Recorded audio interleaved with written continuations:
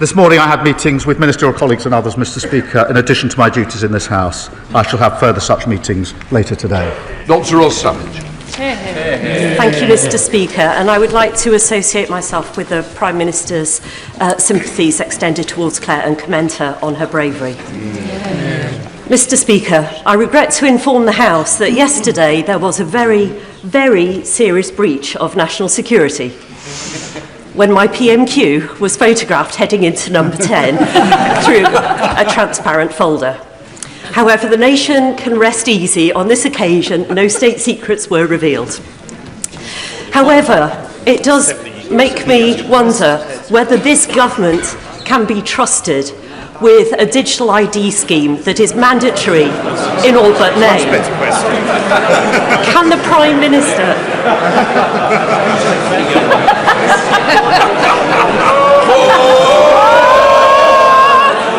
I'd like to keep the Prime Minister on his toes. Will the Prime Minister reverse this misguided scheme, or will he persist with a plan that makes all of our personal data vulnerable to hacks and attacks? Prime Minister. Well, I thank you for that question. The whole point of digital ID, of course, is that you can't see it. So that should at least deal with the first of her concerns. Look, it is important that we make access to services, public services, as easy as possible for people. And we all know the difficulties that so many people have accessing services, and digital ID has been shown in other countries to help. I do think this is an important step forward. I also think it's very important as part of our plan to tackle those who are entering our country illegally. Jane Kirkhoff. Thank you, Mr Speaker. Households in Cornwall in temporary accommodation have increased by 265% in 5 years.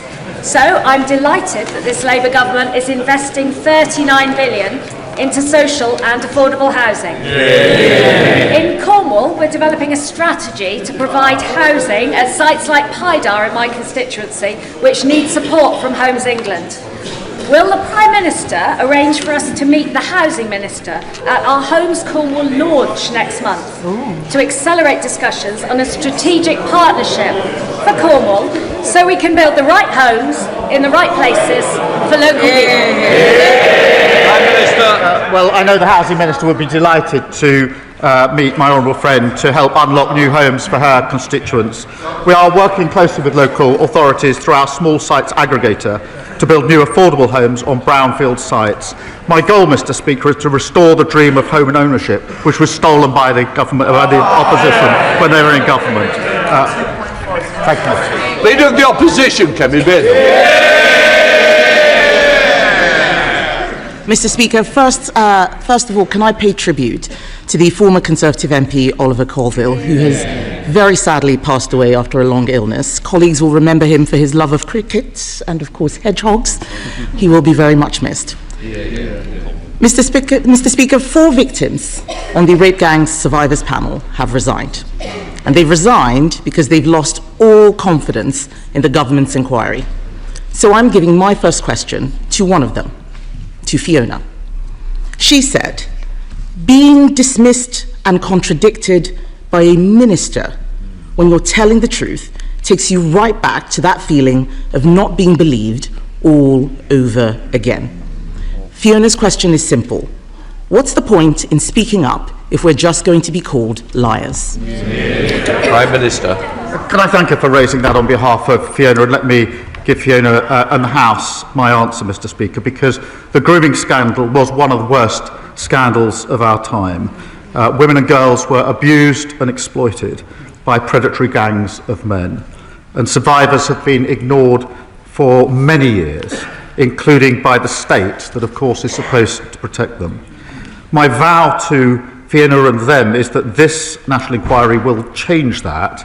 I do acknowledge that in recent days some members, including Fiona, have decided to step away from the panel. I say this, Mr Speaker, should they wish to return, the door will always be open. But even if they do not, we owe it to them and to Fiona and to the country to answer the concerns that they have raised. The inquiry is not and will never be watered down. Its scope will not change, It will examine the ethnicity and religion of the offenders, and we will find the right person to chair the inquiry. I can tell the House today, Mr. Speaker, that Dame Louise Casey will now support the work of the inquiry, and it will get to the truth. Injustice will have no place to hide. Mr. Speaker, I doubt she'll be satisfied with that answer. He says that they could return to the panel if they wish to. Why would they do that? The government has been engaged in a briefing war against survivors. Elizabeth. Oh, really? They say shame. Why don't they listen to what Elizabeth had to say? Why don't they listen to what Elizabeth had to say? Elizabeth, who was abused in Rotherham from the age of 14, had this to say, and I quote, "The government has created a toxic environment for survivors." They were looking for answers from the Prime Minister, and what they've heard is Labour MPs saying shame at their words. Yesterday, Mr. Speaker, the Safeguarding Minister said Elizabeth was wrong. Who should we believe? The Prime Minister's Safeguarding Minister or Elizabeth? Prime Minister. Mr. Speaker, let me put on record my respect for all of the survivors who've been through the most awful ordeals. And I want to thank those that have been involved so far for the work in the process. What we're trying to do is to get this right and have an inquiry with survivors at the heart. As the Safeguarding Minister told the House yesterday, that's obviously not easy. They've all come with difficult experiences. There are a wide range of views, understandably, and every survivor does bring their own painful experience to this. The survivors met the prospective chairs this week, and we want to have them to have the chance to engage. I want survivors to be at the heart of this. I want an inquiry that can get to the truth. These are the hard yards, I accept that, but I want to press on and get this right. Mr. Speaker, he says that he wants survivors to be at the heart of this, but in his first PMQs this year, he said we did not need a national inquiry.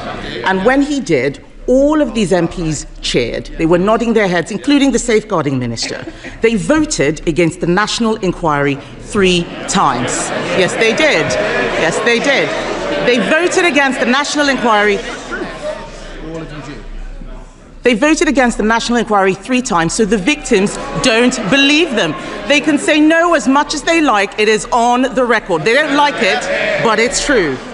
Now, one of the victims has quit. Contrary to what the Prime Minister's just said and what the Home Secretary wrote this morning, they believe that the inquiry will downplay the racial and religious motivations behind their abuse. Aren't the victims right when they call it a cover-up? Prime Minister. Well, let me reassure the victims and the House that the scope of the inquiry will not be diluted, and we won't shy away from cultural or religious issues. And Mr. Speaker, it was me that commissioned Baroness Casey in the first place, who gave me her recommendation in relation to a national inquiry, and we have, in the 4 months since then, finalised the panel and trying to get the leadership of this inquiry right, with survivors at the heart. Mr. Speaker, in that period, we have also reopened 1,200 historic closed cases. I have long argued, Mr. Speaker, that the criminal route where it can be pursued is the right route for perpetrators. We've introduced mandatory reporting of child sex abuse. I happen to think that is a vital safeguard. I've been campaigning for that for over a decade. I asked the last government to introduce it, and that fell on deaf ears. And that mandatory reporting of child sex abuse is something each and every one of them voted against earlier this year. And we've given victims and survivors the power to seek an independent review of their cases. But, Mr. Speaker, in relation to this inquiry, I want to go as fast as we can to get the justice that is deserved. I want to ensure survivors are involved in that, and we're balancing the two to get this right, and I'll continue to do so. Mr. Speaker, he's talking about mandatory reporting. I will remind him what Fiona asked. what is the point if the victims aren't going to be believed? What would be the point of mandatory reporting? All of this is happening now. All he's saying is because 4 of those victims resigned from the survivors panel. If they hadn't done that, they would have continued with the watering down, which we all know that they were carrying out. So yes, the victims are right to be worried. He also talked about looking for a chair. It has been 10 months since we first called for a national inquiry. 10 months. It is shocking that they still do not have a chair. One of the final 2 candidates, Mr. Speaker, has pulled out, leaving a former police officer that the victims don't want. What they do want is a judge. They deserve a judge. So, Mr. Speaker, we are talking about the industrial scale rape of women and girls. Unlike most of the inquiries going on, why is it that this inquiry doesn't deserve a judge? Prime Minister. Can I answer that? It's a serious point, Mr. Speaker, because whether it should be judge-led was looked at by Louise Casey, and she decided against that for a reason, and her reasons were twofold. I'll spell them out. The first was the speed with which we could do this, and it would have been... They asked the question, and the first was the speed with which we could do this. The second is really important, and that is that at the same time as the inquiry, I was absolutely determined that criminal investigations would go on at the same time. One of the problems that judge-led inquiries run into, I've seen and experienced this myself, is that they're often held back until the end of the criminal investigations. And I was determined that we'd be able to run the 2 together. And it's because of that, Mr. Speaker, that we've been able to reopen 1,200 historic cases at the same time. And Mr. Speaker, she asks, what's the point of mandatory reporting that she voted against? I don't think she understands how it works. This,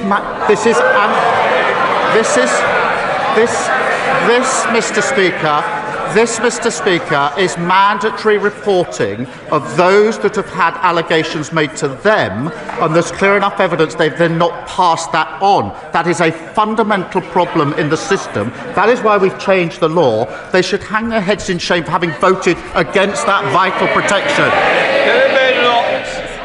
What he should hang his head in shame in is calling this a far-right bandwagon when we first raised this issue. The deputy leader, the future deputy leader, we all know who's going to win, called this a dog whistle. What we need to think about right now, Mr. Speaker, is the victims. It is the survivors. I spoke to one of them yesterday. Let's remember, these are victims who waived their anonymity, an incredibly difficult thing to do. And they believe that the safeguarding minister has lied to them and about them.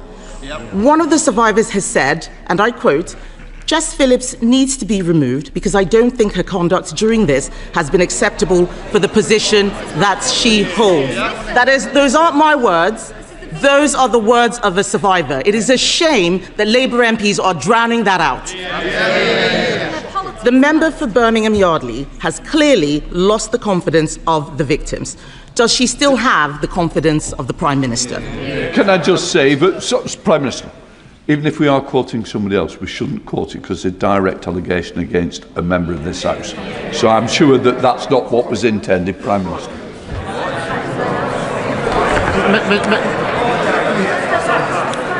Mr. Speaker, I respect the views of all the survivors, and there are different views. I accept that.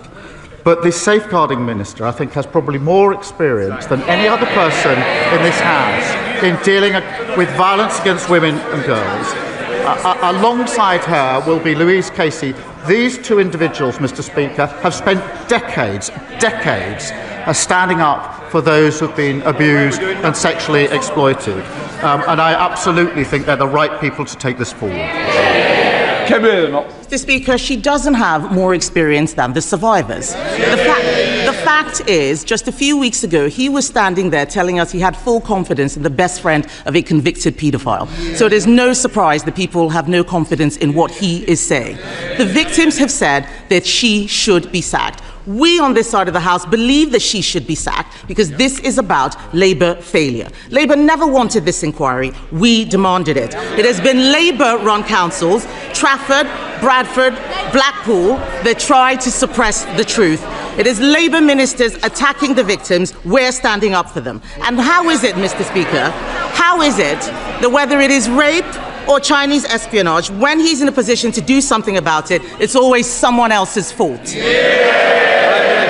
Well, Mr. Speaker, my priorities are listening to and standing up for the survivors. That's why we're doing the work on the inquiry. That's why we've reopened the criminal cases, why we brought in mandatory reporting. But I would gently remind them they had 14 years in office. They barely mentioned this issue.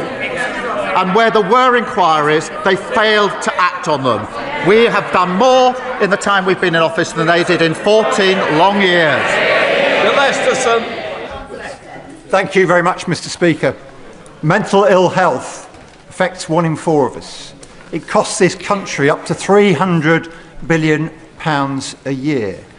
So will the Prime Minister join me in thanking the staff at McGill Health Park who do a brilliant job in looking after those suffering from mental ill health?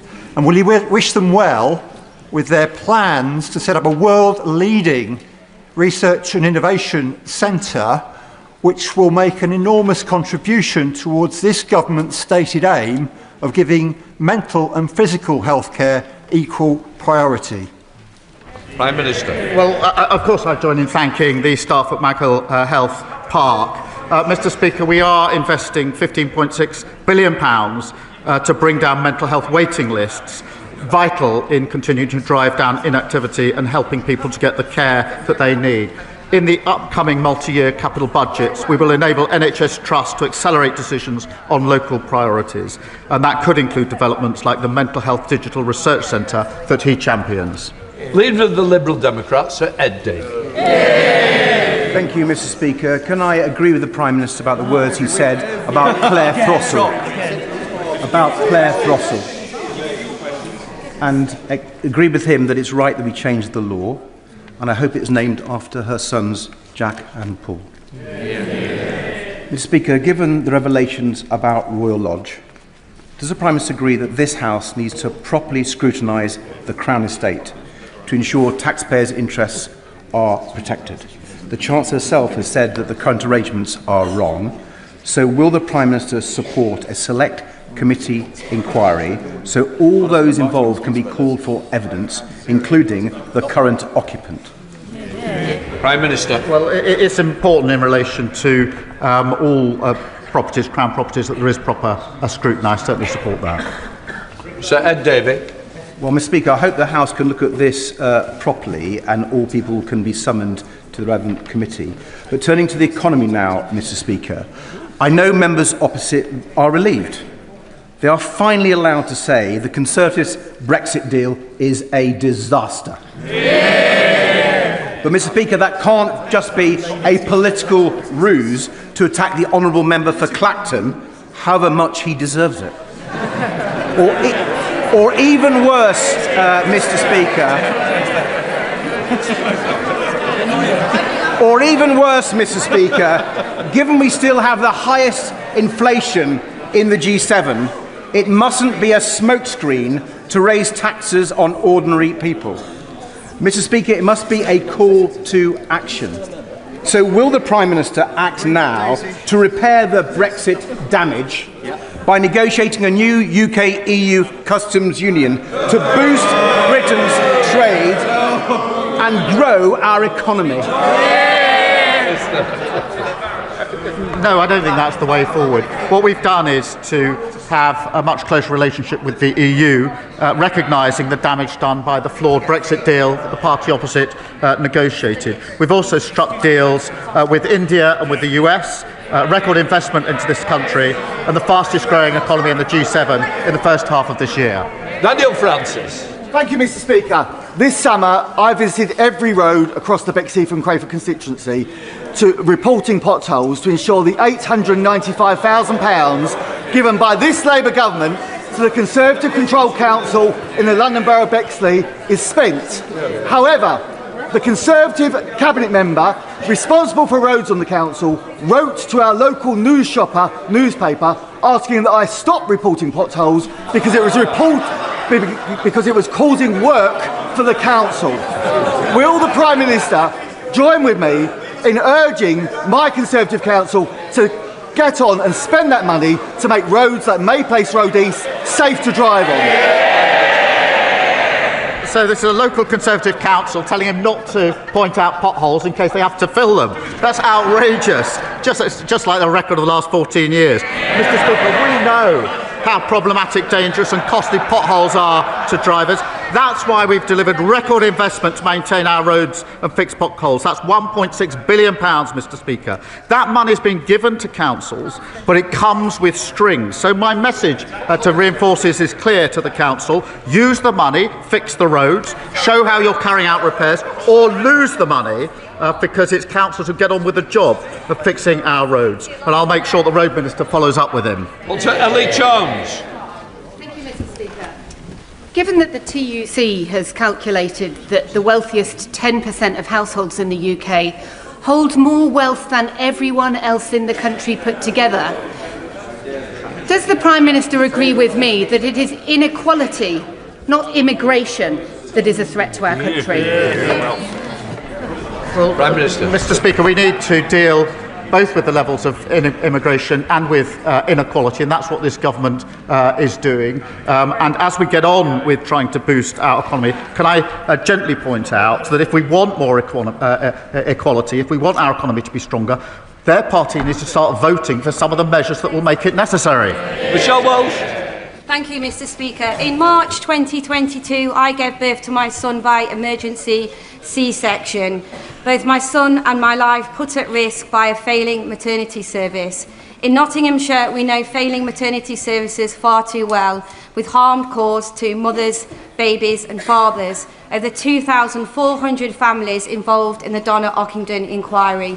So does the Prime Minister agree with me that grief must be the engine of change, and where previous governments has failed, it is imperative that this government transforms maternity services so that every birth is an informed birth and every birth is a safe birth? Prime Minister.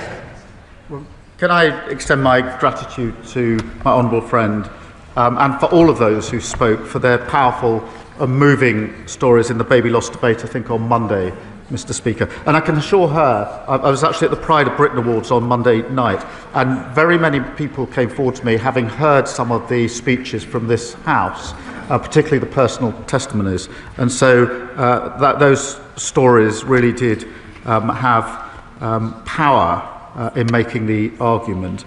We do need to fix what needs fixing, so we'll fix the maternity services, improve safety and make sure every mother is heard and gets high quality care, Mr. Speaker. Mr. Speaker, my constituents have so many questions they'd like to ask the Prime Minister, but I'll settle for one today.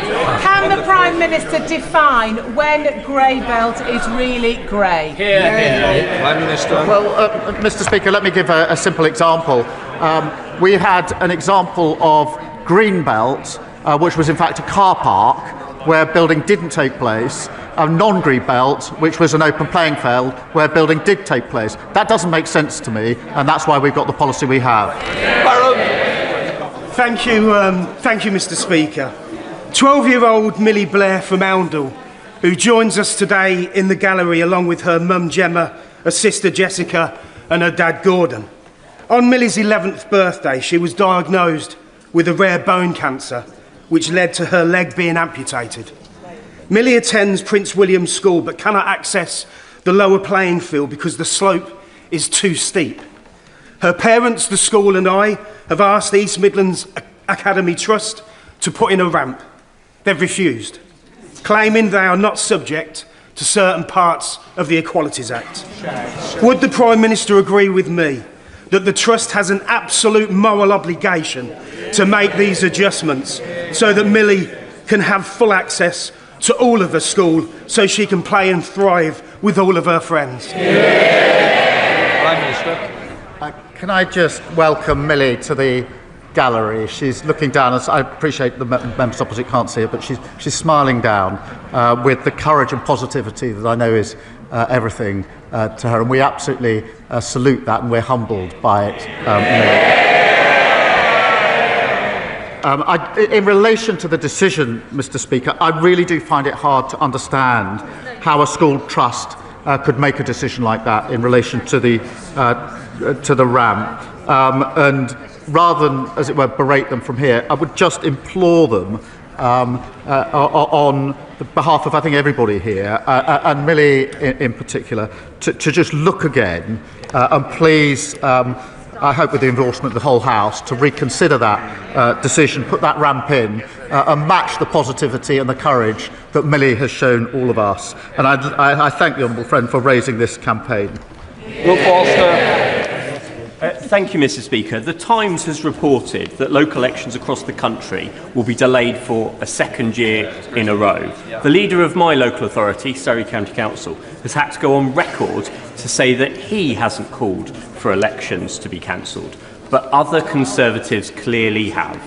Mr. Speaker, can the Prime Minister give me a cast iron guarantee that my constituents in Woking and others across the country will not lose their democratic right to vote? Prime Minister. Well, I thank him for his question, and he knows we inherited a situation where local councils were underfunded and millions were wasted on duplication. By reforming the system, which is what we're doing, we will save money and reinvest it in improved public services. In Surrey, just in response to his question, we expect the elections to be in the new unitary councils, and we'll be setting out the planned timetable very shortly. Alan Strickland. Thank you, Mr. Speaker. Central to growing our economy is delivering major events that drive footfall and investment. So does the Prime Minister share my disappointment that since Reform took over the running of Durham County Council, they've slashed funding for Durham Pride, which brings in 20,000 people a year. So they can't cope with accountability, Mr. Speaker. They have cancelled the Lumiere Festival, which has brought nearly 1.5 million people into County Durham since it started, undermining businesses, undermining communities. Would the Prime Minister agree that if Reform can't run one county council, they certainly can't run Scotland, Wales, or our United Kingdom? Well, he's absolutely right to point out, as voters in Durham can see, what you get if you vote Reform is total chaos and broken promises. Mr. Speaker, councils have a vital role in our communities, and it's not just Durham where Reform are doing real. I think 4 councillors in Kent have just been suspended for bringing the party into disrepute. I mean, bring the party into disrepute is quite something for a party whose Welsh leader accepts Russian bribes to spread Putin's propaganda. Sir Ashley Fox. Mr. Speaker, Western Hospice Care provides an invaluable service for my constituents with a terminal illness. The hospice now faces an increased bill for national insurance charges of £139,000 a year as a result of the Chancellor's jobs tax. Now, the Prime Minister will know that the money he's announced for capital expenditure can't be used for day-to-day running expenses. He will know that the money he's announced for children's hospices won't benefit Western Hospice Care. So what help can he offer Western Hospice Care as they struggle under the tax burden imposed by his government? Prime Minister. Mr. Speaker, we're putting in the support that we can for hospices, and of course the money that we've put aside at the budget for the NHS is absolutely crucial in relation to that. The NHS was underfunded for 14 long years. We've now put the funding in to allow the NHS to do the work that it needs. Julie Bibbs. Mr. Speaker, December will mark the 10th anniversary of the Storm Desmond floods that devastated my Carlisle constituency and forced thousands of people from their homes. Despite promising us new flood defences, previous Conservative governments left them unfinished. With climate-related rainfalls forecast to increase in the North West over the next decade, does the Prime Minister agree with me that the climate change sceptic policies peddled by some of the parties opposite are both reckless and dangerous? And will he assure the people of Carlisle that this Labour government will defend our great border city? Prime Minister. Well, Mr. Speaker, she's absolutely right that the Tories left our flood defences in their worst state on record, and we, of course, are building them up again. investing over £10 million to protect homes and businesses, and we've delivered over 150 flood schemes in our first year, and I want to see this progress even more rapidly. My honourable friend is a superb champion on this issue. We provided £300,000 to complete the feasibility study for stronger defences in her constituency. Chairman Hall. Mr. Speaker, as last week's urgent question highlighted, Jahoots, the pharmacy non-provider, is effectively de facto bankrupt and possibly even insolvent too. Last week we discussed at great length the impact that is having on patients securing their prescriptions. It is now becoming increasingly evident that staff, whilst being told by HMRC is being told by Jahoots they're being paid, are not. Lana Gulston and Blake Horwood in my constituency haven't been paid since the 18th of July. They are resorting to the kindness of friends and the support of food banks to make ends meet. The Minister, the member for Aberfan in my stake, is doing fantastic work to try to drive forward modernisation of the regulations. But this is now impacting the work of the Department of Business and Trade, HMRC and DWP. Could I urge the Prime Minister to convene those three departments alongside the DOHSC to secure a better deal and a fair deal for patients, but also for those who are currently employed and trapped in employment, not released by being made redundant, but are not being paid? Minister. Well, can I thank him for raising this really serious issue, as he's done on a number of occasions, because it affects constituents of his, but also across the country. And it's simply unacceptable that customers and staff have been so badly let down. I know he will be meeting the relevant minister, but just let me update him here and now in a couple of respects, because officials are currently reviewing whether the Integrated Care Boards and the General Pharmaceutical Council need additional powers to address pharmacy businesses that do not play by the rules. And I think that's exactly the point he raises. That could include powers for the councils to go after business owners in addition to the pharmacy professionals. There'll be more detail when he has his meeting, but I thought it helpful to give those two indications. Thank you, Mr. Speaker. Well over 1,000 youth clubs have closed in this country since 2010, with a huge negative impact on our young people. This is despite the fact that youth clubs have had a long positive history in this country for helping young people to mature in a healthy fashion. In particular, FAB clubs help disabled and non-disabled people to build friendships in an inclusive environment. The FAB charity are here in Parliament later today to gain support for their work.